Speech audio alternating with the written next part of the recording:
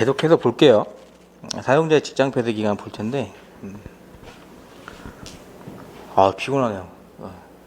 여러분 안 피곤하십니까? 공부할 때 제일 피곤한데, 원래 금요일 날. 지금도 똑같이 토요일, 일요일 수업 하시잖아요? 그때 막 금요일 날 모의고사 열심히 잘 보겠다고 막 공부했던 기억이 좀 있습니다. 제가 첫 시간에도 말씀드렸지만, 모의고사 성적은 신경을 안 쓰셔도 돼요. 쓰지 마시고, 혼자 공부를 계속 열심히 하시면 됩니다. 그냥 꾸준히 계속 하시면 돼요.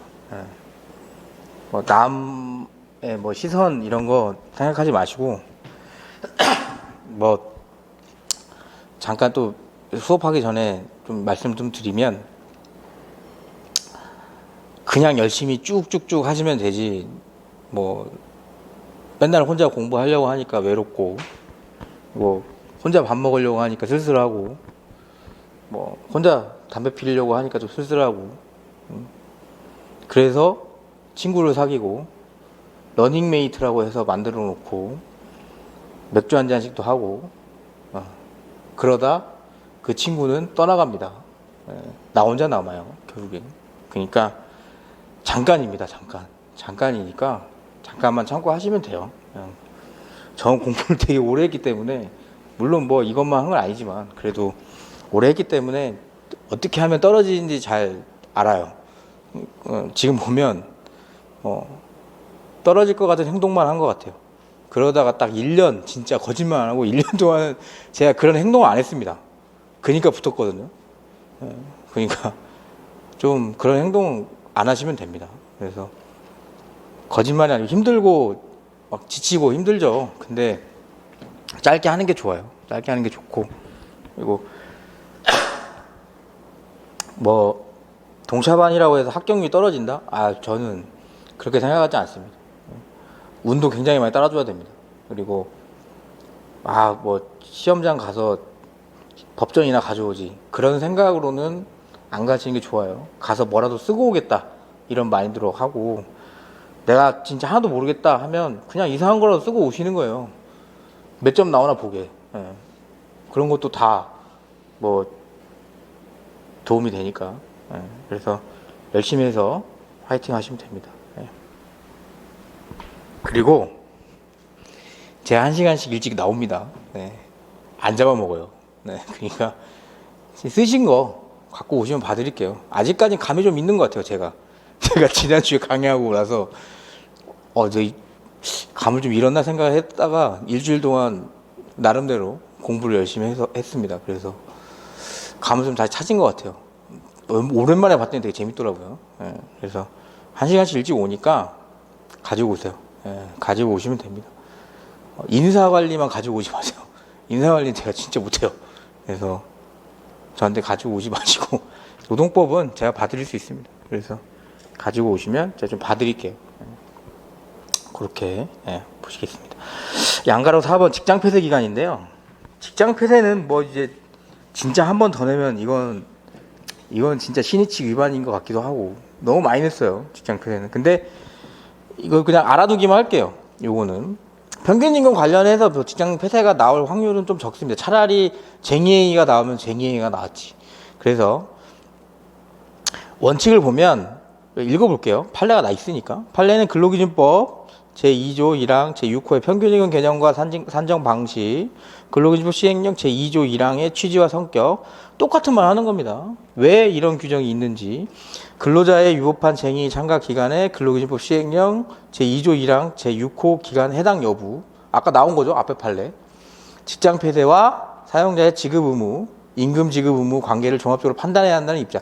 결국엔 뭐예요? 그냥 상식적으로 하고 싶은 말 하고 있는 겁니다. 그러니까 만들어도 된다 이거예요. 자, 이건 구분을 딱 하면은 좀 쉽습니다. 구분.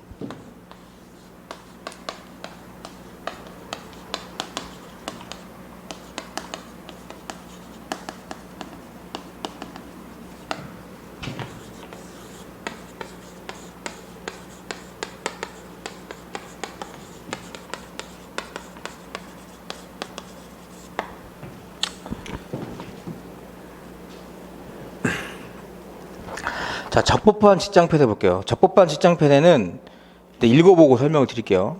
판례는 근로기준법 시행령 제2조 1항의 입법 취지와 목적을 감안하면 사용자가 쟁행위로 적법한 직장폐쇄를 한 결과 근로자에 대해 임금 지급 의무를 부담하지 않는 기간으로 원칙적으로 같은 조항의 제6조의 기간에 해당한다.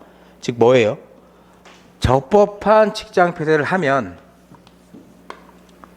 해당 기간 동안 돈을 안 줘도 되죠. 임금을 무급 처리한다는 겁니다. 아까 평균임금 관련해서 무급 처리하면 누가 불리하다? 근로자가 불리하다. 그래서 요 기간 직장 폐쇄 기간이죠.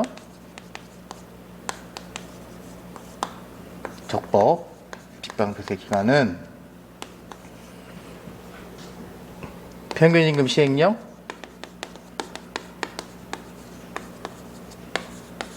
몇 호요?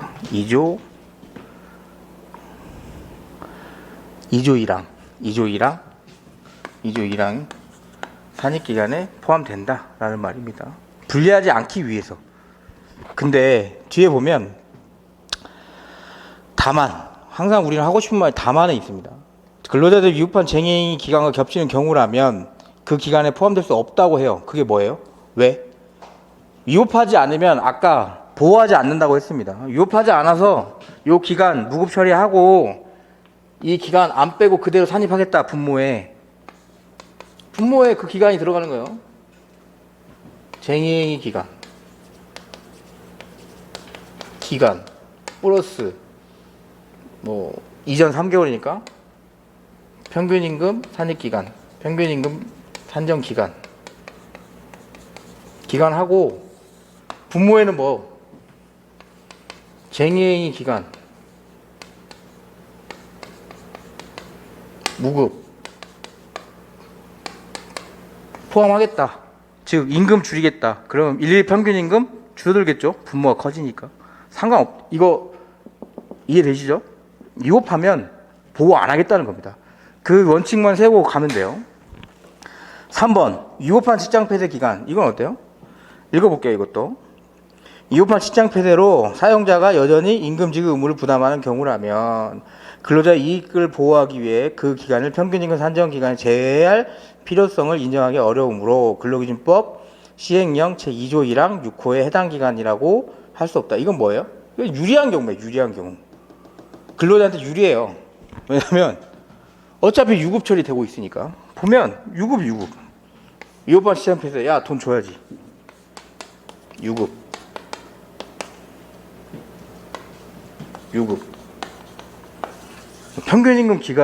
평균임금 금액이 떨어질 일이 있습니까? 없다고요. 없어요. 그래서 근로자 보호 이익과 전혀 관련이 없기 때문에 요거는 뭐 기간에 해당 안 되니까 그냥 이대로 계산해도 된다. 이 말이에요. 어렵지 않습니다. 원칙만 알면 돼요. 근로자한테 불리하냐, 안 불리하냐. 그게 기준이고 잘못했냐, 안 했냐가 기준입니다. 그래서 양가로 5번 보시면 그 원칙이 나와 있죠. 근로자의 규칙 사유로 인해 근로제공 불가한 경우 뭐냐면 잘못해가지고 교도소 간 거예요. 잘못해서 교도소 갔는데 그것도 이거에 포함시켜 달라 이겁니다. 그러면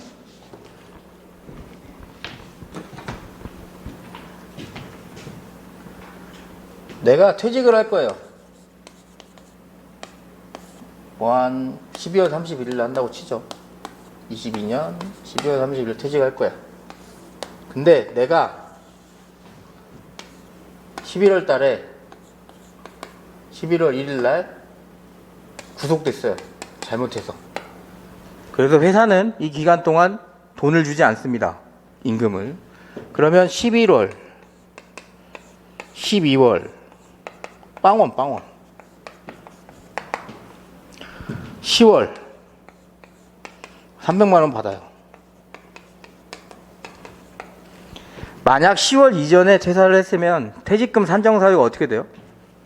9, 8, 9, 10 해서 900만 원 되고 부모가 원래대로 한다고 하면 그 기간 일수 8, 9, 10월 기간이 들어가서 평균 임금이 나오겠죠. 근데 이때는 빵 300 뒤에서부터 땡긴 거예요. 그리고 그 기간은 그냥 10, 11, 12.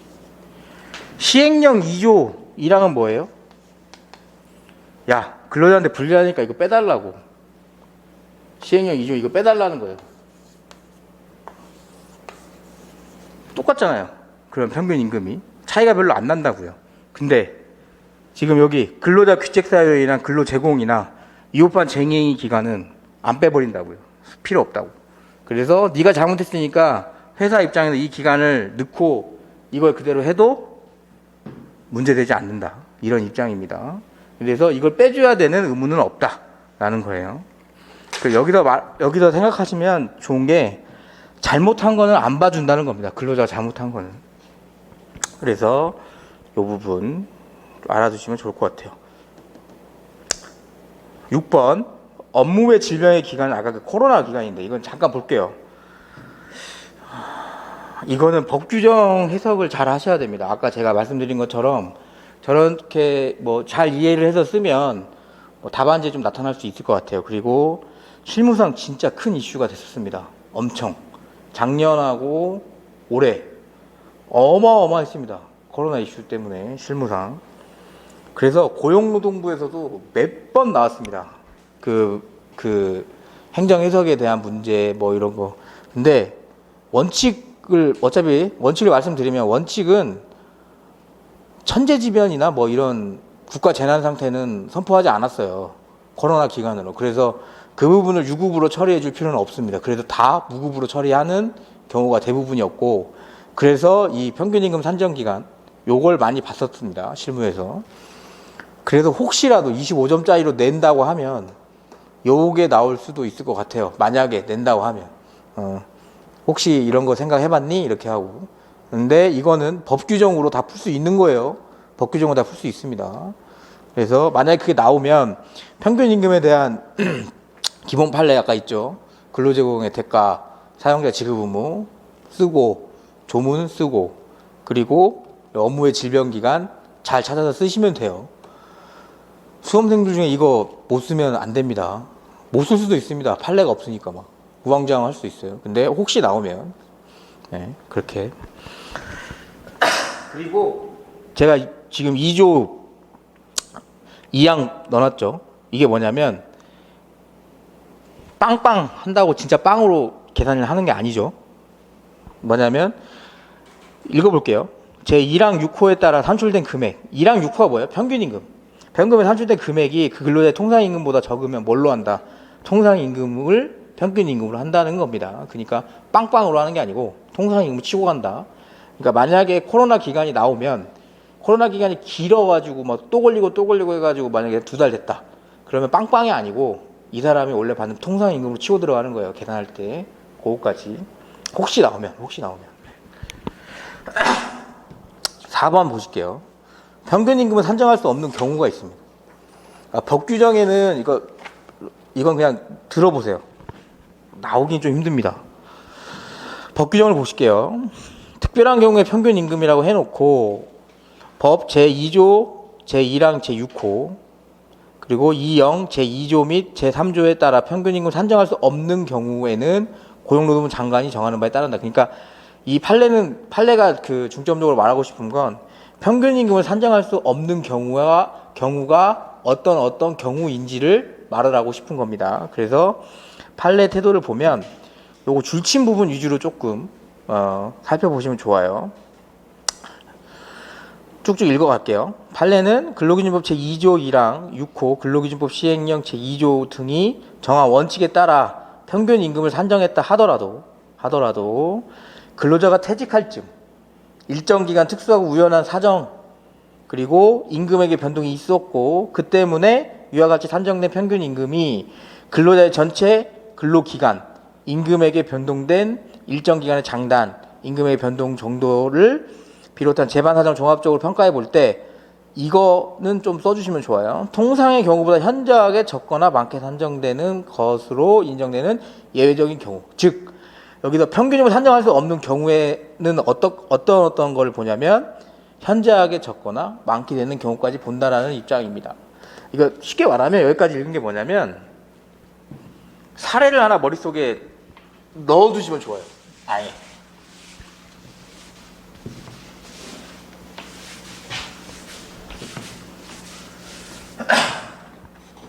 내가 아예 근로계약 자체를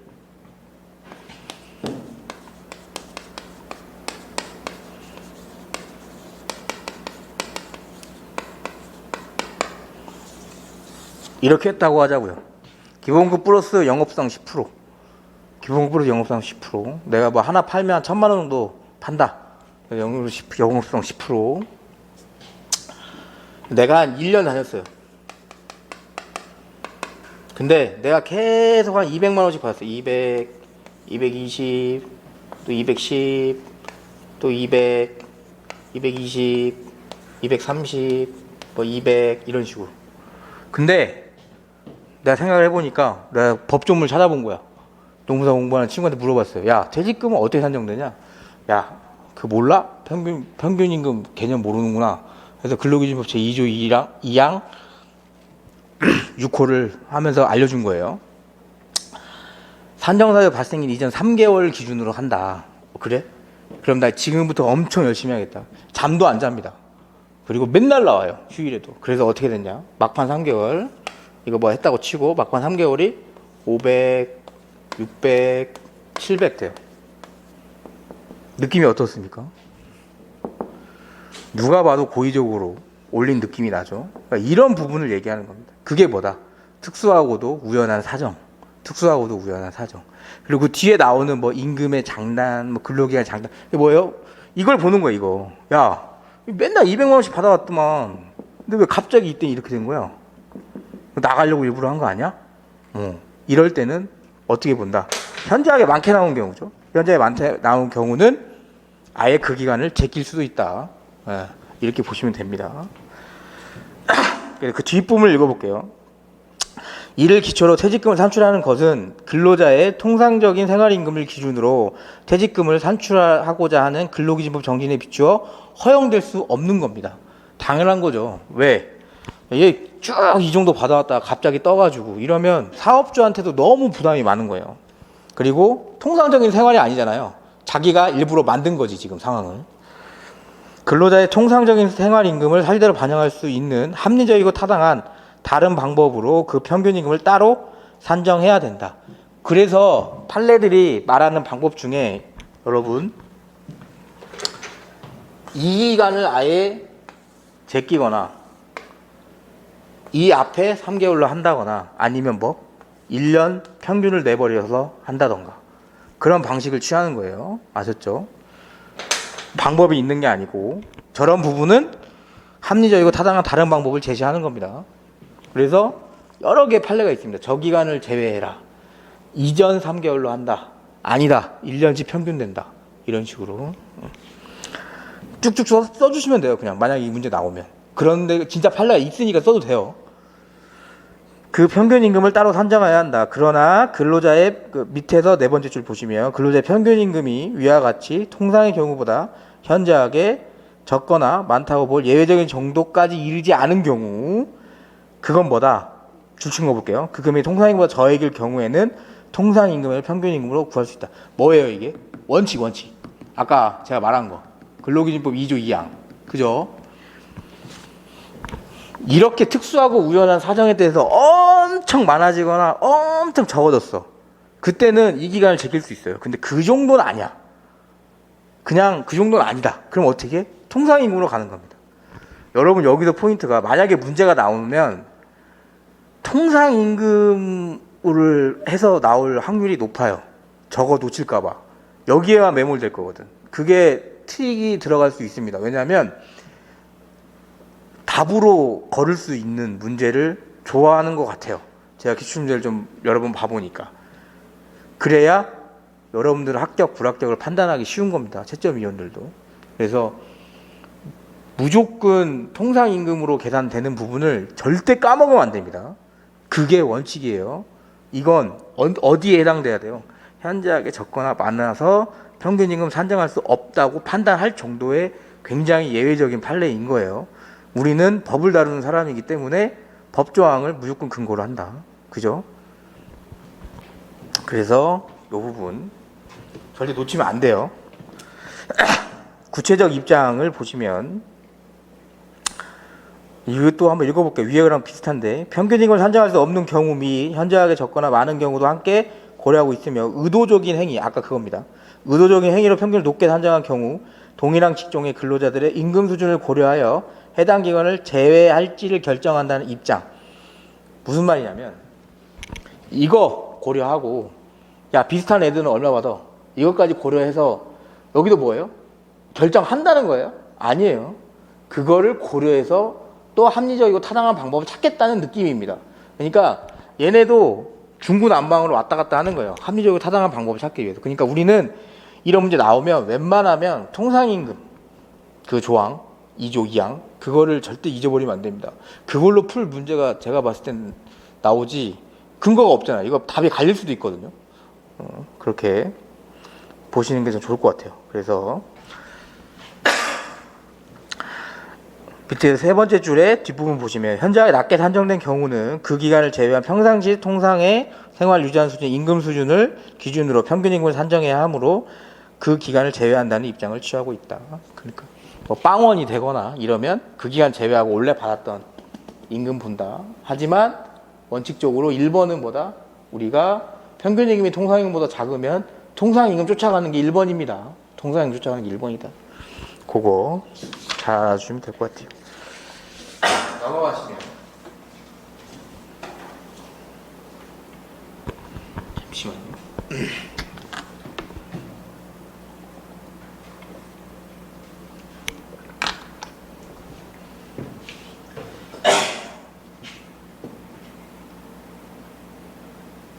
어쩌다가 마스크를 쓰는 시대에 태어난 거 아니고 어쩌다가 네. 아 정말. 자 통상임금 볼게요. 통상임금은 한 3년 됐나? 나온지? 저 때 나왔으니까 아닌가? 저 때 나왔나? 저 때 나온 것 같아. 네. 통상임금은 언제든지 나올 수 있습니다. 솔직히. 그래서 완전 새로운 게 나올 수도 있어요. 뭐 진짜 이거 뭐지? 처음 봤는데 유추도 안 되고. 근데 통상임금은 어느 정도 나오면 기본빵을 할 수 있는 그런 구조를 조금 갖춰주는 게 좋습니다. 그래서 그 부분을 먼저 말씀을 드리고 문제되는 사안에 있어서 어떻게 풀어나갈지 말씀을 드릴게요. 통상임금 관련된 판례 하나씩 다 외운다. 좋죠. 그런데 현실적으로 진짜 어려워요. 그러면 암기할 게 너무 많아요. 그래서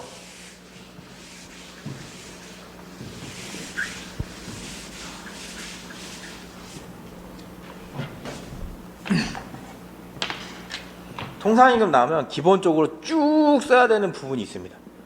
그것만 해도 기본빵은 해요. 근데 통상임금은 절대 답이 틀리면 안 돼요. 절대. 그래서 문제가 애매하게 안 나올 거고요. 되게 명확하게 나올 겁니다. 통상임금에 해당될 건지 안 될 건지가 명확하게. 아셨죠? 절대 흔들리면 안 됩니다. 출제위원분들이 통상임금에 해당되는지 여부를 물어보는 문제는 굉장히 명확하게 근거를 던질 거예요. 그래서 통상임금은 일단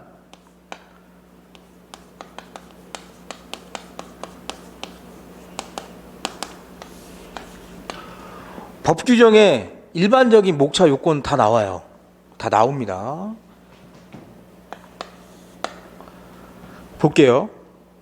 일단 통상임금도 임금이죠. 임금의 계산 방법 중에 하나죠. 그러니까 당연히 근로기준법 제2조 1항 5 나오는 거예요.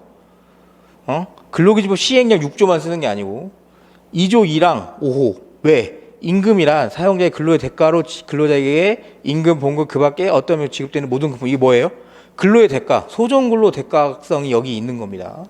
통상임금은 임금이니까 당연히. 그리고 근로기준법 시행령 6조에 뭐라고 나와 있어요? 통상임금이란 하고 나와 있습니다. 이거 못 찾으면 안 돼요. 근로기준법이 없는데 어떡하지? 아니, 시행령까지. 시행령에 있습니다. 근로자에게 정기적, 일률적, 그러니까 정기성, 일률성 다 나옵니다.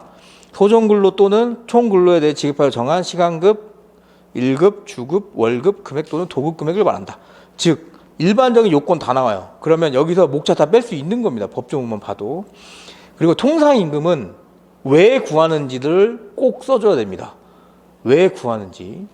서 볼게요. 서. 줄친 거. 연장, 휴일, 야간 근로 가산수당의 계산의 기준이 되는 겁니다. 즉 근로기준법상 정한 법정수당을 계산할 때 기준이 되는 임금이 뭐다? 통상임금이다. 평균임금은 산정사유가 발생한 날 이전에, 그러니까 그 산정사유가 뭐예요? 퇴직금이나 이런 부분이 발생한 날 이전에 그 일일간의 평균임금을 구하는 거고, 통상임금은 뭐다? 통상임금이 인정되면 이 법정수당을 계산할 때 기준이 되는 금액입니다. 그래서 임금 계산 방식으로 통상임금의 범위를 설정하는 것이 중요하며, 법원도 개별적 사안에서 구체적인 기준을 제시하면서 통상임금 해당 여부를 검토하고 있는 바, 법원이 제시한 통상임금 판단 기준을 중심으로 살펴볼 필요가 있다. 즉 법원은 통상임금 판단 기준을 항상 똑같이 유지를 하고 있습니다. 근데 사안마다 결론이 다를 뿐입니다. 그러니까 이거 이렇게 좋죠. 내 머리가 허용이 되면. 근데 그게 어려워요. 현실적으로. 그러니까 통상임금 나오면 판단 기준 이렇게 쭉 쓴다. 취지 쓴다. 법규정 쓴다. 그 다음에 판례가 쭉쭉쭉 쓴다. 판례가 원하는 원칙은 다 쓴다. 그리고 법규정에 충분히 목차 뺄 수 있다. 여기에 법규정에 없는 목차 하나 있습니다. 뭐? 고정성. 그거 외울 수 있잖아요. 그죠? 없는 거 하나 있다. 고정성. 그러면 이미 내 머릿속에서는 목차 다 나온 겁니다. 통상임금 왜 구하지? 1차 공부할 때 법정수당 구했어. 그래. 그러면 법규정 뭐가 있지? 시행령이 있다고 그랬어. 6조 찾고. 그리고 근데 이거 그래도 임금이니까 이거 써줘야 되지 않아? 당연한 겁니다. 소정근로 대가성 관련해서. 그래서 볼게요. 로마자 3번 보시면 솔직히 이 정도는 암기를 하셔야 되죠. 네. 왜? 너무 A급이죠. 너무 A급. 그래서 자, 원칙 볼게요. 원칙. 판례는 임금이 통상임금에 속하는지 여부는 그 임금이 소정근로 대가로 근로자에 지급되는 금품으로서 어떻게, 여기 그냥 조문 나오는 거, 조문 거의.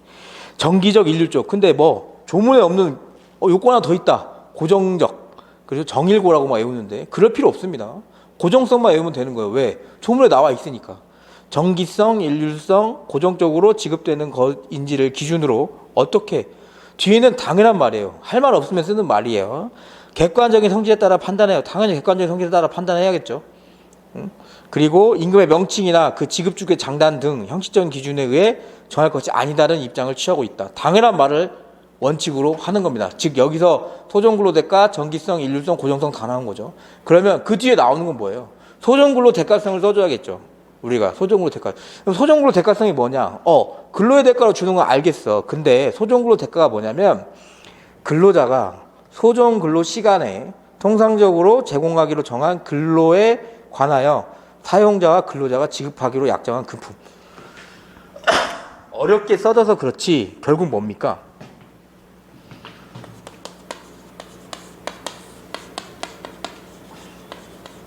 그래서 9시에 나와서 6시까지 일해. 점심시간 12시. 평일. 그럼 월급 줄게. 이게 뭐예요? 양 당사자 간에 합의한 시간, 소정근로 시간입니다. 소정근로 시간. 그 말을 써놓은 겁니다. 이 시간에 일하고 받기로 한 임금은 뭐다?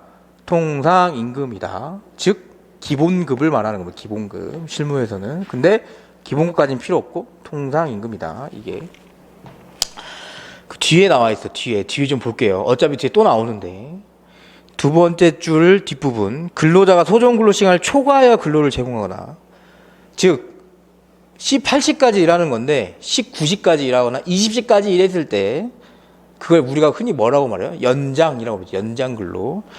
근로계약에서 제공하기로 정한 근로 외 근로를 특별히 제공함으로써 사용자로부터 추가로 지급받은 임금이나 소정근로 시간의 근로와 관련 없이 지급받는 임금.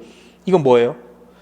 소정근로 시간은 9시부터 18시로 정해져 있는데 그거 말고 다른 시간에 일하거나 난 평일에 나오기로 했는데 주말에 나오거나 그랬을 때 받는 임금은 뭐다? 소정근로 대가성에서 제외시킨다. 혹시 조금 여유가 되시면, 머릿속에 조금 여유가 되시면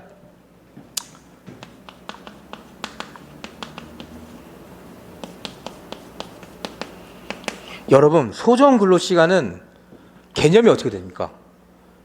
근로자와 사용자가 합의해서 쓰는 근로하기로 약정하고 내가 얼마 받기로 약정한 합의한 시간이라고 생각을 하는데 어디 시간 범위에서 합의하는 거예요?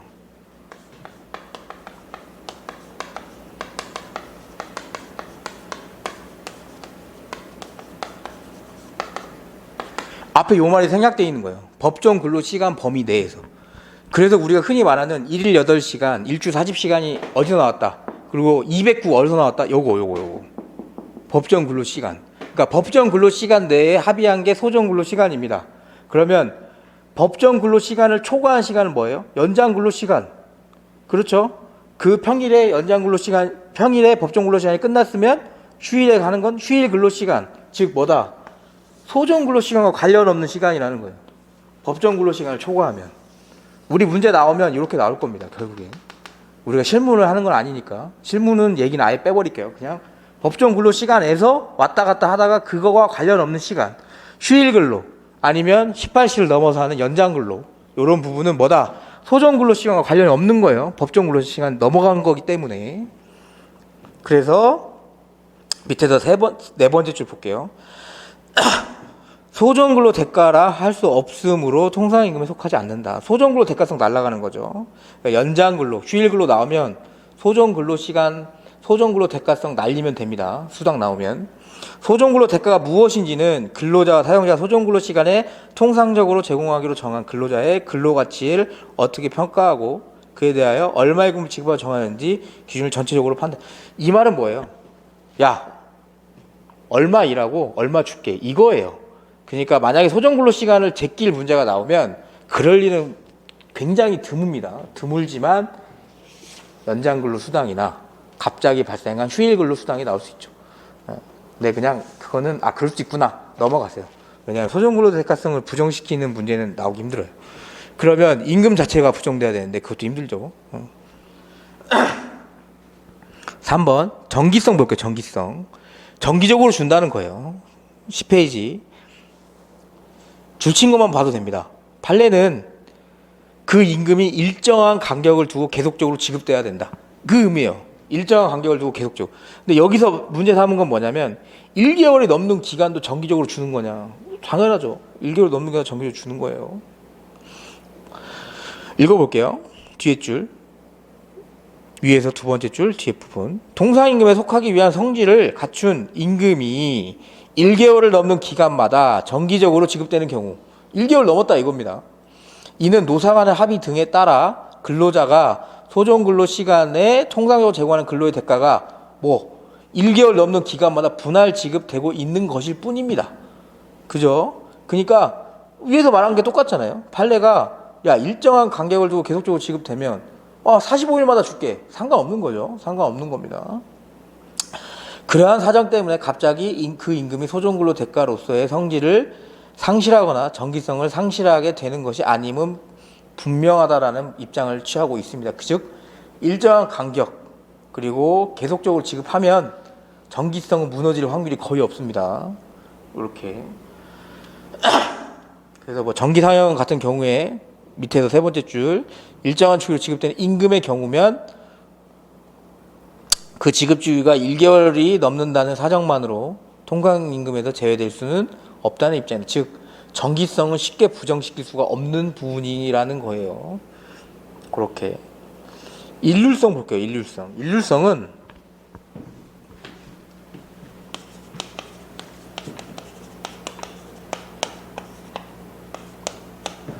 이건 아예 기준을 두 가지를 생각을 하고 판례를 들어가는 게 훨씬 좋아요. 일률적이다. 무슨 말입니까? 그냥 다 준다. 예, 다 줄게. 전부, 모두. 이것도 일률적으로 주는 거죠. 두 번째는 뭐냐면, 야, 노무사 자격증 있으면 50만 원씩 줄게. 이런 느낌입니다. 즉 뭐다? 일정한 조건 갖추면 돈 준다. 그 금액도 일정하다. 그 금액. 그러니까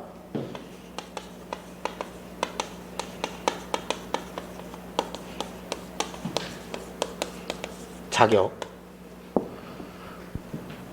거기에 해당되는 사람들은 일률적으로 주겠다. 그런 부분이 일률성인 거예요.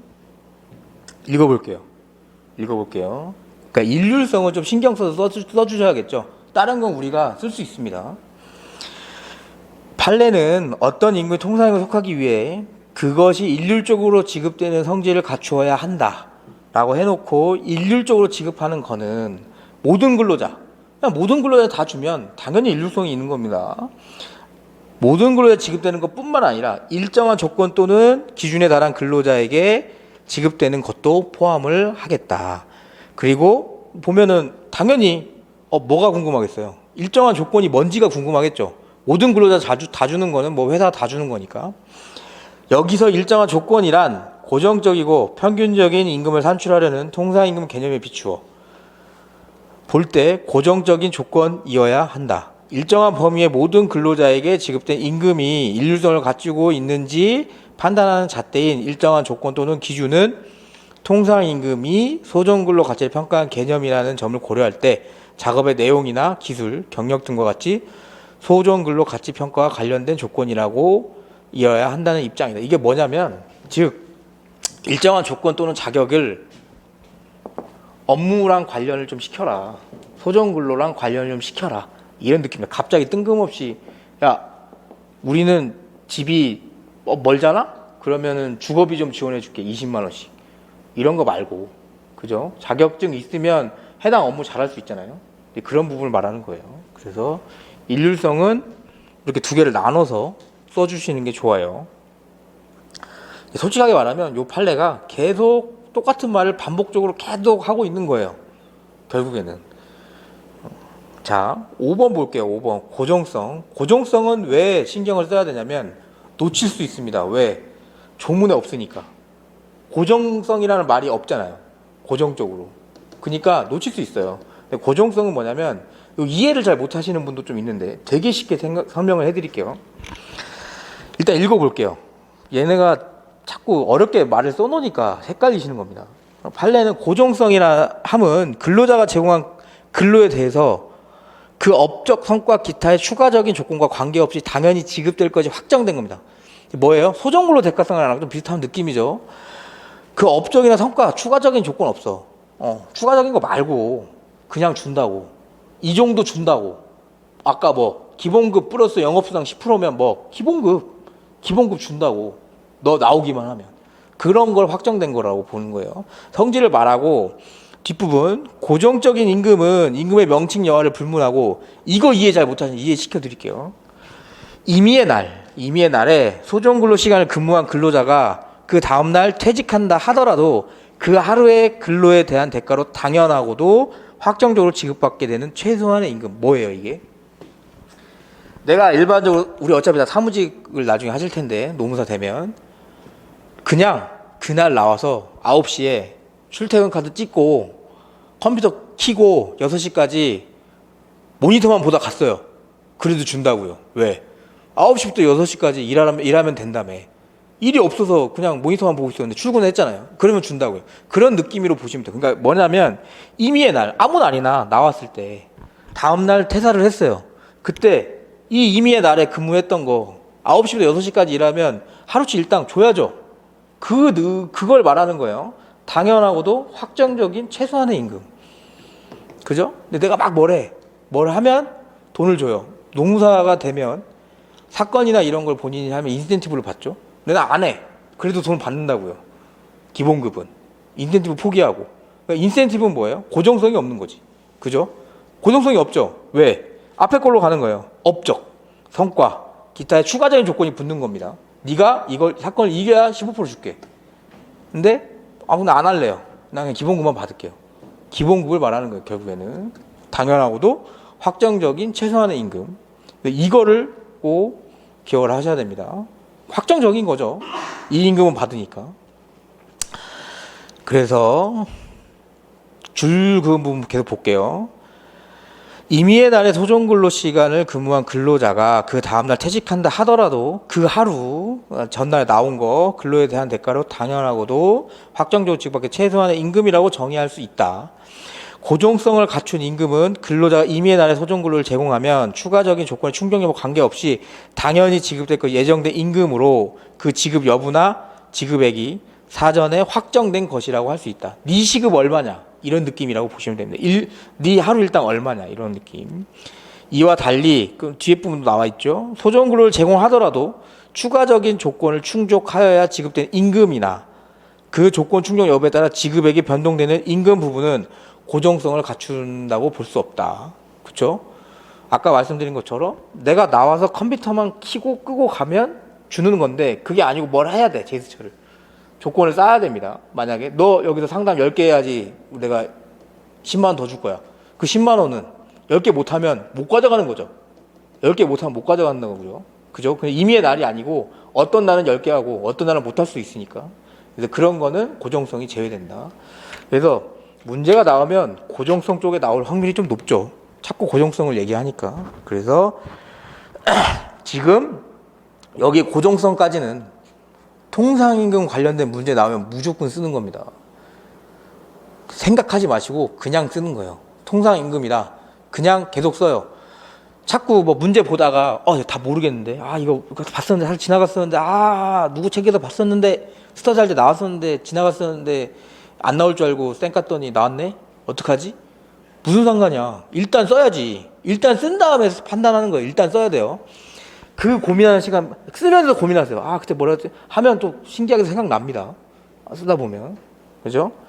답을 틀리면 안 될 겁니다. 답을 틀리면 조금 손해가 좀 있는 것 같아요. 느낌상. 그래서 근데 문제는 명확하게 나올 거기 때문에 그래서 무조건 여기까지는 쭉쭉쭉 쓴다. 자, 문제에 대한 사안을 볼게요. 이거는 어차피 앞에 거 쓸 겁니다. 앞에 거 쓸 거고 검토도 어떻게 들어갈 거냐. 소정근로 대가, 일률성, 정기성, 그 다음에 뭐 고정성 다 검토하겠죠. 그러니까 이건 결론이 중요해요. 결론. 근속수당 볼게요. 근속수당. 근속수당은 판례 볼게요. 판례는 근속기간은 근로자 임의의 날에 연장, 야간, 휴일 근로를 제공하는 시점에서는 그 성취 여부가 불확실한 조건이 아니라 그 근속기간이 얼마인지 확정되어 있는 기왕의 사실이죠. 뭐 1년 근속하면 얼마 준다. 이미 1년 근속했으니까 돈을 받았을 거 아닙니까? 그래서 이 부분은 그냥 고정성이 인정돼서 통상임금으로 볼 수 있습니다. 근속수당은. 2번은 뭐냐면 소정근로시간 외에 근무일수를 충족해야 지급되는 수당. 이거 당연히 안 되는 겁니다. 소정근로시간 외에 추가적인 조건 볼게요. 그거 당연히 안 되는 걸로 생각하셔야 돼요. 고정성 아웃. 근데 밑에 줄친 거 볼게요. 줄친 거. 줄친 게 중요하니까. 상관없습니다. 다만부터 볼게요.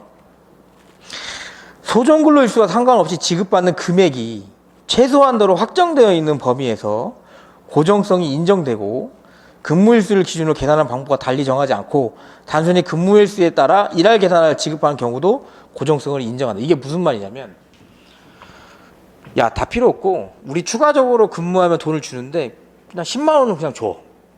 거기서부터 업셀링이야. 어때?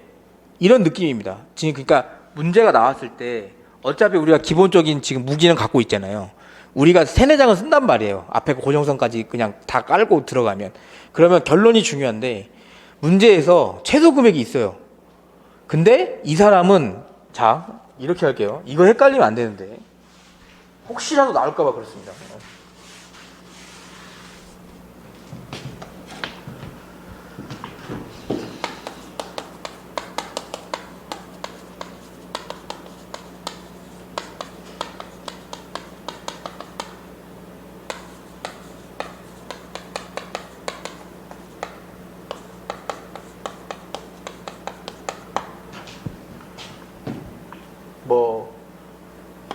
한 개 팔면 5만 원, 두 개 팔면 10만 원이라고 할게요.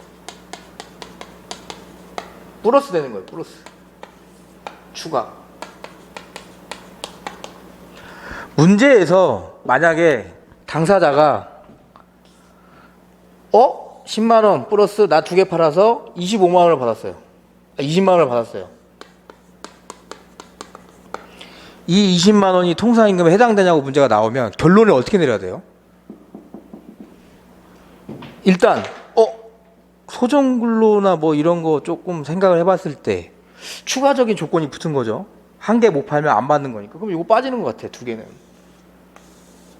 그래서 통상임금에 해당되지 않을 것 같아. 이렇게 하면 안 됩니다. 왜?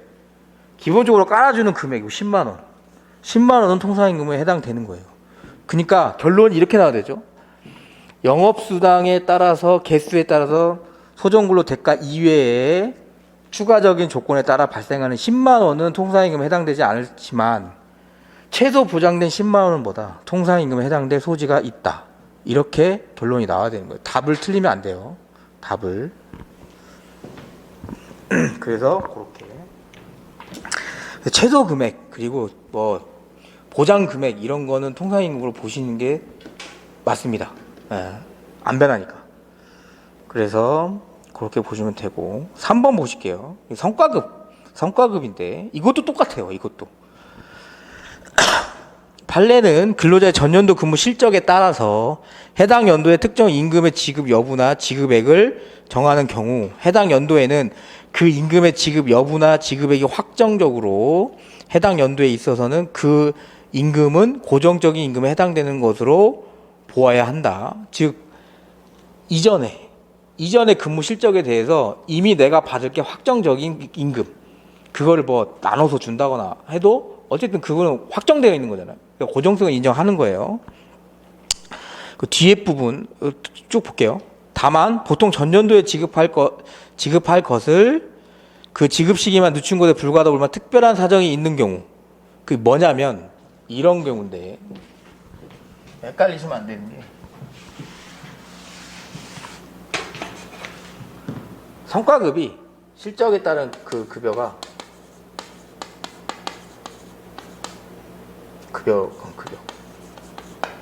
이미 뭐 1,000만 원 확정돼 있습니다. 이걸 그냥 1월, 2월, 3월 나눠서 주는 거예요. 이미 돈 확정돼 있고 언제 거? 전년도 근로 20년도의 근로가 21년도에 나눠서 주는 거. 이런 거는 당연적이고 확정적인 금액 내가 받을 수 있는 금액이죠. 근데 그게 아니고 만약에 이때 손해가 발생하거나 요 능력을 유지하지 못하면 깐다는 규정이 있을 수 있습니다. 그런 특별한 사정. 그랬을 때는 요 금액을 받는다는 확정적인 건 아니잖아요. 그러니까 그 부분은 통상임금을 보기 어렵다. 그런 내용을 써져 있는 거예요.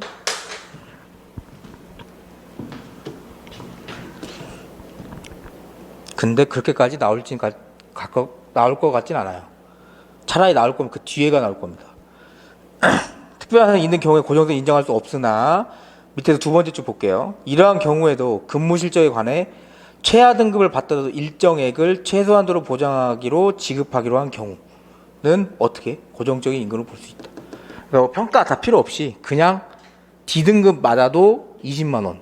그럼 최소 등급은 무조건 20만 원 보장이니까 그건 당연하고도 확정적으로 보이는 겁니다.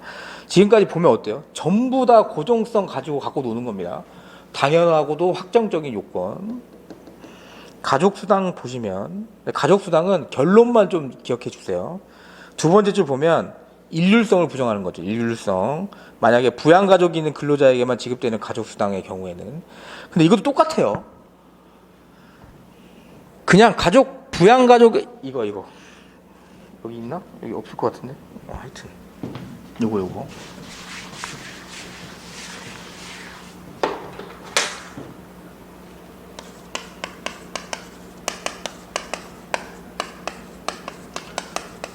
전근로자 가족수당 10만 원 주고요. 부양가족 수에 따라서 플러스 5만 원씩 준다. 한 명당.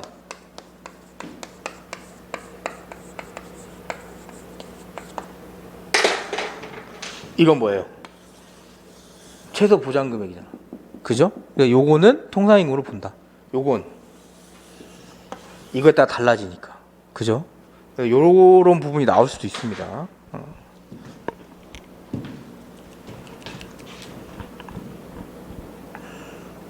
뒤에 나와 있네요. 다만 모든 근로자 일정의 가족 수당을 지급하고 부양 가족 수에 따라 추가 수당을 지급하는 경우에는 그 일정의 기본 금액은 통상임금으로 볼 수 있다. 그래서 트릭이 나오면 저렇게 나올 거예요. 최소 금액 주고 하는 게 제일 좋아요. 왜냐하면 틀릴 수 있는 확률이 높아지거든요.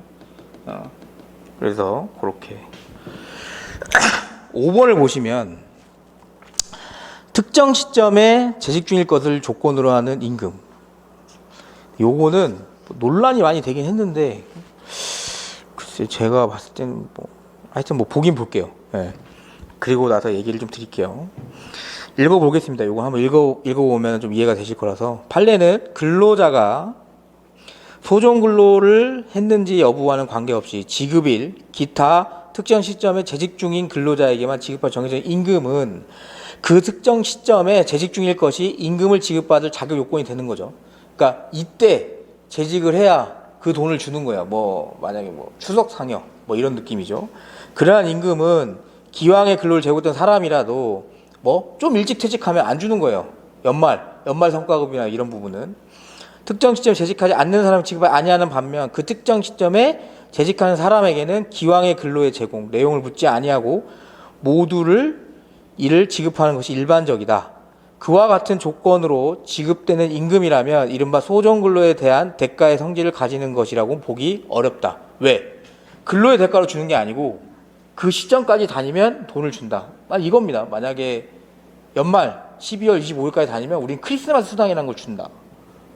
일할 계산도 하지 않고 24일 날 나간 애들은 안 줘. 25일 날 다니고 있으면 준다. 그럼 뭐예요? 그냥 재직 중인 요건이 갑자기 기준이 되는 겁니다. 소정근로의 대가성은 좀 아닌 거고, 그죠? 뒷부분 읽어볼게요. 근로자가 임의의 날에, 밑에서 네 번째 줄입니다. 임의의 날에 근로를 제공하더라도 그 특정 시점이 도래하기 전에 퇴직하면 당해 임금을 전혀 지급받지 못하여 근로자가 임의의 날에 연장, 야간, 휴일 근로를 제공한 시점에 그 지급 조건이 성취될 여부는 불확실하죠. 왜? 그 전에 나가면 못 받으니까. 그래서 고정성도 날아간다고 보시는 겁니다. 그래서 특정 시점에 재직 중일 거는 실무에서 좀 많이 씁니다. 이게 좀 문제가 돼서 여러분이 나중에 노동청이나 이런 데 가시면 이 특정 시점에 재직 중일 것을 요건으로 담은 임금 합의서를 굉장히 많이 볼 거예요. 근데 이제 아직까지는 인정해주는 느낌이에요. 아직까지는 요 판례를 기준으로. 그래서 이렇게 보시면 되고. 지금 시간이 요거까지만 볼게요. 요거까지만. 요거. 통상임금 배제 규정 효력까지만 볼게요. 이거는 이거 자칫 오해하면 안 돼요. 절대 오해하시면 안 되는 게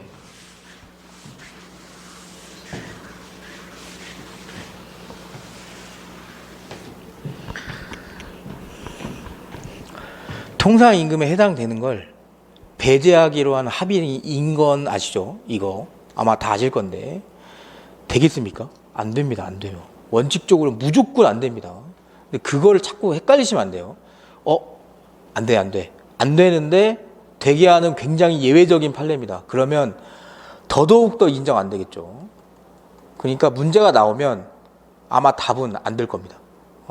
답은 허용될 수 없는 거예요. 배제 규정 안 되는 거예요. 근데 어쩌다가 이런 게 나와서 자꾸 이런 부분을 얘기하니까 판례 제가 갖고 온 것도 있지만 뒷부분 보면 계속 핑계를 댑니다. 법원도 왜? 안 되는 걸 되게 한 겁니다, 지금. 자, 그럼 볼게요, 한번. 그걸 원칙에서 절대 잊어버리면 안 돼요. 원칙 보시면 강행복귀 위반은 절대 허용될 수 없습니다. 왜? 통상임금에 해당되는 걸 제낄 수는 없죠. 판례 입장 볼게요. 원칙, 줄친 거 위주로 보겠습니다. 판례는 성질상 근로기준법상 통상임금에 속하는 임금을 통상임금 제외하기로 노사 간에 합의하였다 하더라도 효력은 없다.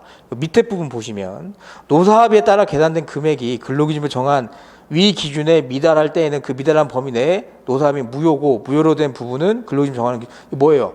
근로기준법 제15조 여러분 그러니까 법조항을 계속 써주는 거예요. 판례처럼. 아셨죠? 그러니까 판례가 이걸 다 내우는 게 아니고 얘네도 법조항을 자기 나름대로 그냥 쓰는 거예요. 타이핑해서.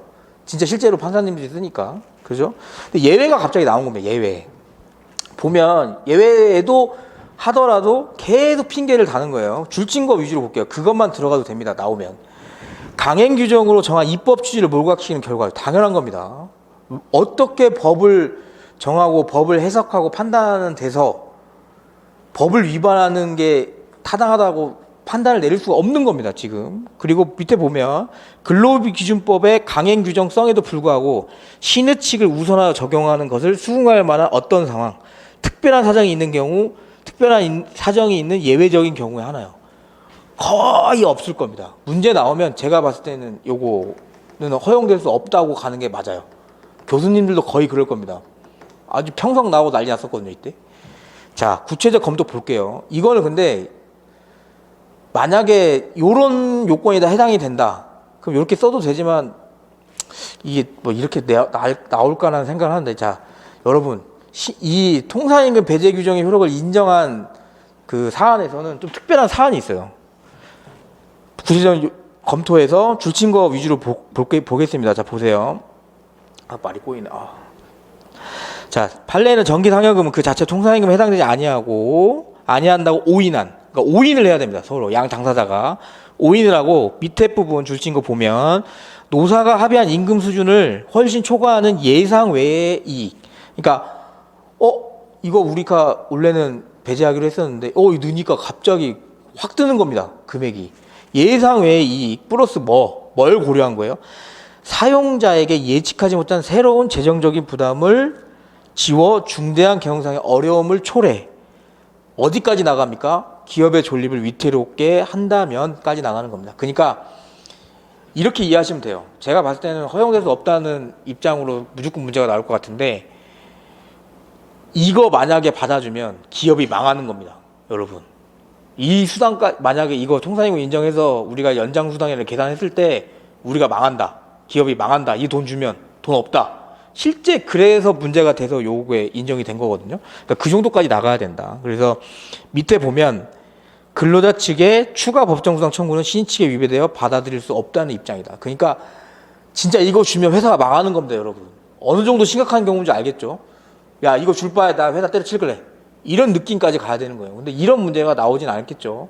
그러니까 관련 판례로 이 정도는 쓰면서 만약에 이 문제 안 나왔으니까 이 판례 아니요. 당사자 쉽잖아요. 당사자 간에 오해했고 이걸 받아들이면 노사가 갑자기 예측하지 못한 이익을 얻고 사용자는 기업의 존립이 위태로울 정도의 위험성까지 가지고, 그러면 요 정도 돼야지 우리 판례는 강행법규 위반으로 허용될 수 없는 신의칙을 인정한 바 있다. 이렇게 해서 관련 판례라도 쓰는 거예요. 그러니까 애워놓으면 좋습니다. 근데 애우지 말고 생각만 해도 쓸 수 있어요. 이거 양가로 4번은 그냥 가져온 겁니다. 최근 판례 어떻게 보고 있냐면, 볼게요. 똑같은 말 또 하는 거예요. 강행규정보다 신의칙을 우선하여 적용할 것이 판단할 때는 밑에 신의칙이 위반되는지는 신중하고 엄격하게 판단하는 입장, 요 정도만 써도 됩니다. 최근 판례도 다시 한번 원칙을 강조하고 있다. 그러니까 신의칙을 인정하는 통상임금 배제 규정은 절대 허용하면 안 됩니다. 이거는 문제가 나오면 원칙을 낼 가능성이 좀 있습니다. 그래서 진짜 이 돈 주면 기업이 망한다 느낌 아니면 웬만하면 허용 안 되는 쪽으로 하시는 게 좋다. 네. 설마 나오겠습니까 하는데 나올 수 있습니다. 이거.